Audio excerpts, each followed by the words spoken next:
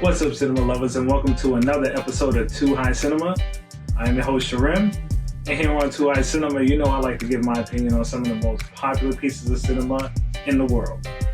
In today's episode, I'm going to be doing a run-through and review of Rick and Morty, Season 3, Episode 7, The Ricklantis Mix-Up. Now let's get into it. On that note, don't forget to check out our merch options provided by KLB Supply at klbsupply.com. Follow Too High Cinema and KLB Supply on Twitter and Instagram at Too High Cinema, at Too High Club, and KLB Supply. Now let's get back into it.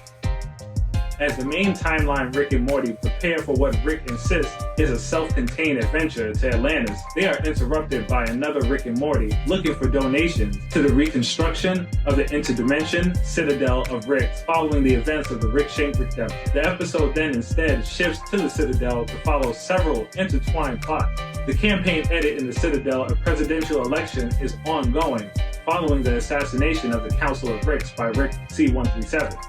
Tensions rise over the treatment of Mortys, and the controversial candidate Morty of the Morty Party wins the crowd over at the debates, but abruptly fires a previously Morty that has served as his campaign manager. Later, campaign manager Morty is approached by investigator Rick, who delivers some secret files to him.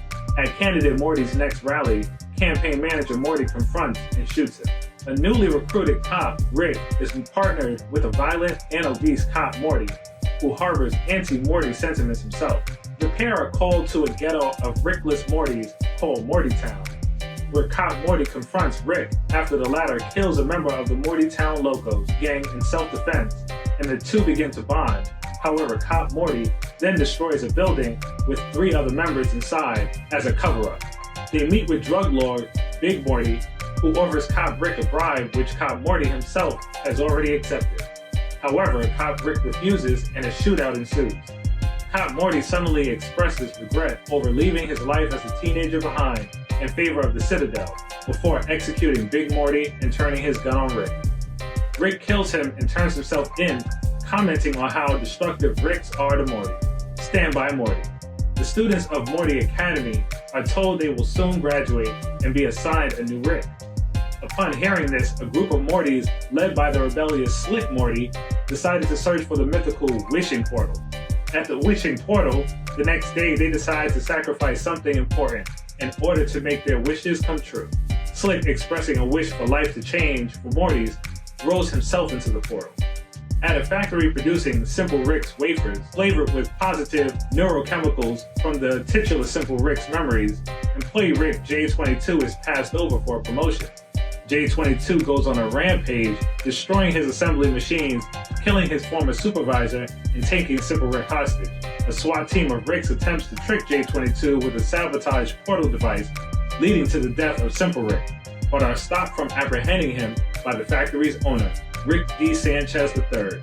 As J22 is overwhelmed with emotion on being recognized as a hero, Sanchez III stuns him and uses his happiness as a replacement for the wafers.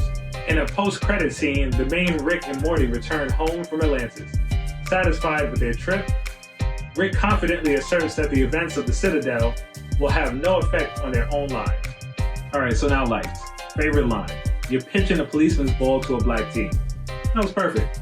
But Simple Rick's wafer cookies is sick as hell. They take the chemical his brain makes when he thinks about his daughter Beth and put it into a cookie. You also find out the burp noise that Rick makes is the name of the street at the Citadel. Who the hell is Tall Morty? I thought Rufus or Doofus Rick was supposed to be the less intelligent Rick. Mortys are raised to be sidekicks. Without a side to kick, they just start kicking. The geez convo police Morty had with the other Mortys had me dying. Geez. Rick, what do I know about knowing stuff? Mortytown locals. There were so many references to other pop culture media in this episode. Manchurian Candidate, Stand By Me, Harry Potter, and more. We get Evil Morty. More on him in future episodes. But so now the grading.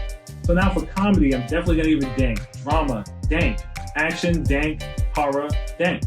Thank you again, cinema lovers, for watching this video. Please like, subscribe, and place the notifications bell on all if you want to see more content from us. Comment below to suggest any content. Follow us at KLB Supply, at Too High Cinema, and at Too High Club on all social media platforms for updates. And for now, Smoke you later.